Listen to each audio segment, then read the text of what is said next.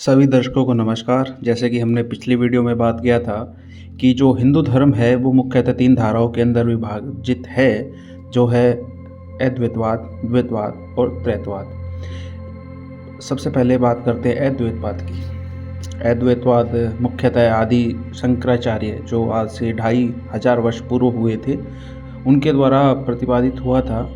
इसके अनुसार क्या है, एक ब्रह्म है और वही अब सृष्टि को बनाने वाला है, उसी के अंदर से सृष्टि निकलती है और ये मिथ्या है, ये पूर्णतः सत्य नहीं है।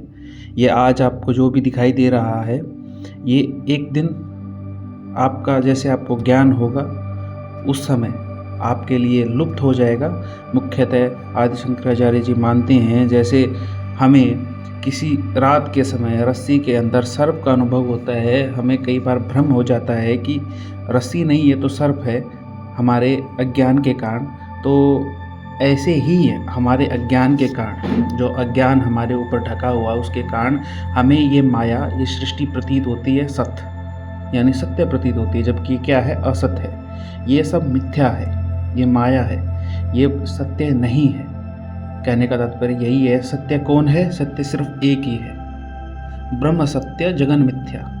यानी ब्रह्म तो सत्य है और जगत क्या है, मिथ्या, यानी ईश्वर ही सत्य है, बाकी सब कुछ क्या है, मिथ्या है। और बात करें जीवों की, तो जीव भी क्या है, जीव भी ईश्वर का ही अंश हैं, वो भी क्या है, ब्रह्म ही है। तो एक ब्रह्म है और कुछ भी नहीं है, सिर्फ एक ब्रह्म है और कुछ भी नहीं है। सब जगत, ये सब कुछ मिथ्या है। अहम ब्रह्मास्मि, यानी मैं ही ब्रह्म हूँ। ये उपनिषदों में इसका भी विवेचन मिलता है। फिर आता है द्वैतवाद। ये वो लोग हैं जो मानते हैं कि एक तो ईश्वर सत्य है और एक सृष्टि सत्य है। द्वैतवाद के अंदर भी दो वादी हमको मिलते हैं, मुख्यतः जो ईश्वर को सत्य मानते हैं और सृष्टि को सत्य मानते हैं। और आत्मा क्या है, ईश्वर का ही अंश है। तो दो ही बात है, वो तो उनका अंश हो गया चेतना रूपी, ये चेतन है, एक जड़ है। मुख्यतः सिर्फ दो ही हैं।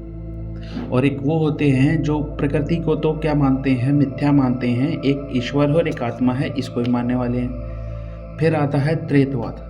त्रैतवाद का सिद्धांत तो मुख्यतः हमको देखने को मिलता है महर्षि दयानंद के विचारों में, और आज के आधुनिक काल में उन्होंने इसको प्रकट किया। उसके अंदर उन्होंने बताया कि जगत भी सत्य है, सभी आत्माएं ईश्वर का अंश नहीं है, अलग अलग हैं। ईश्वर अलग है, आत्माएं भिन्न हैं और जगत भी भिन्न है। तो इसी से ये सिद्ध करने का प्रयास किया गया त्रैतवाद के अनुसार कि 3 चीज़ें हैं, इसलिए त्रैतवाद।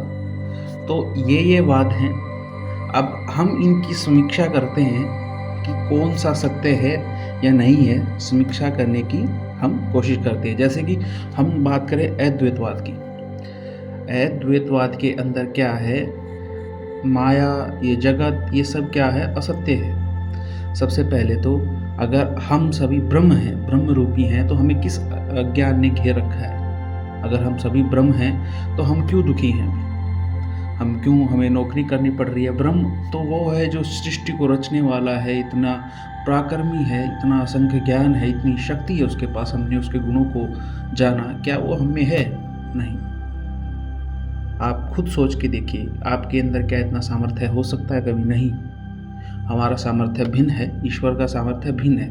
पहला पॉइंट तो ये खड़ा होता है अद्वैतवाद के सिद्धांत के खिलाफ। दूसरा, ये सृष्टि हमें बिल्कुल सत्य प्रतीत होती है और ये बिल्कुल सत्य है।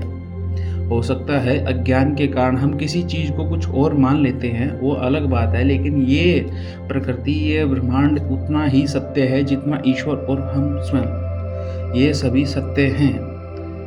तो मुख्यतः अगर ब्रह्म को, अगर हम ब्रह्म हैं, जैसे कि अद्वैत सिद्धांत बोलता है हमको माया ने, ज्ञान ने घेर रखा है, अगर ब्रह्म ही माया के अज्ञान के अंदर घिर गया तो फिर सत्य कहाँ बचा?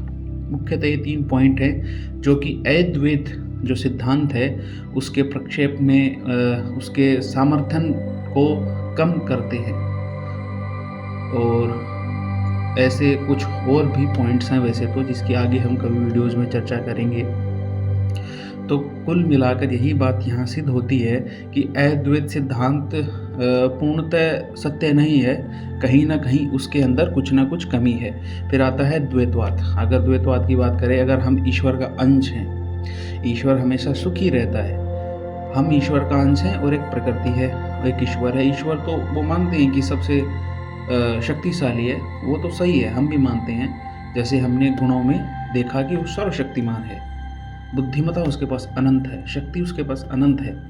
ऐसे ही इस सृष्टि में अगर हम ध्यान से देखें, सृष्टि भी सत्य मानते हैं द्वैतवादी, तो सृष्टि तो सत्य है, ठीक है, अच्छी बात है।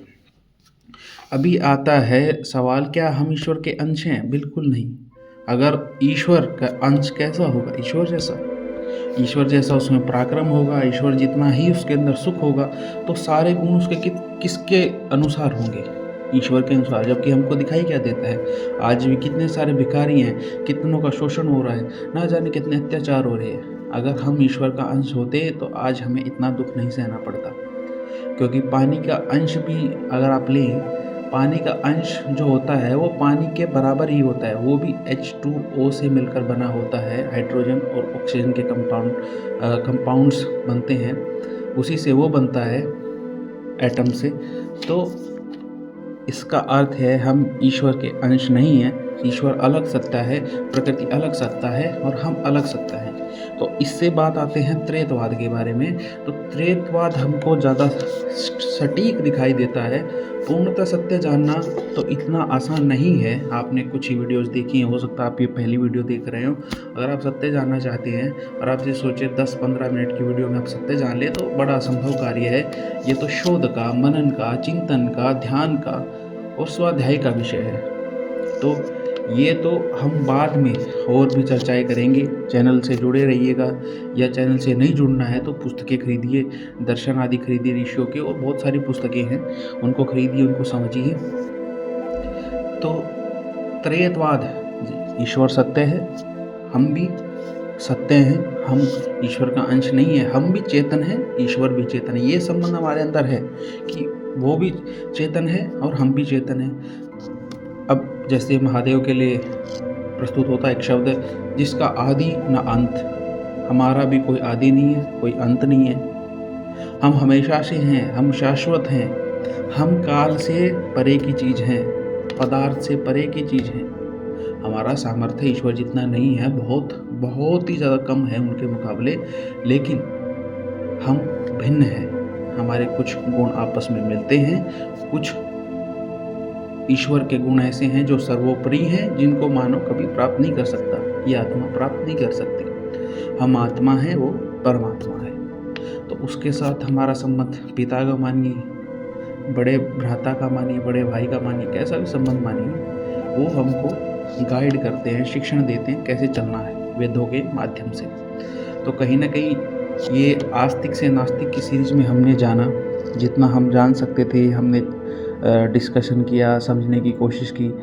लेकिन ये सीरीज़ तो यहाँ पर समाप्त होती है, लेकिन ज्ञान का जो अभी हमारा सफ़र है वो अभी समाप्त नहीं हुआ है। उसको हम ऐसे ही बढ़ाते रहेंगे और वीडियोज़ आती रहेंगी। इस सीरीज़ को, नास्तिक से आस्तिक की सीरीज़ को आज हम यहीं समाप्त करते हैं, लेकिन और निरंतर वीडियो आती रहेंगी, इसलिए जुड़े रहिए।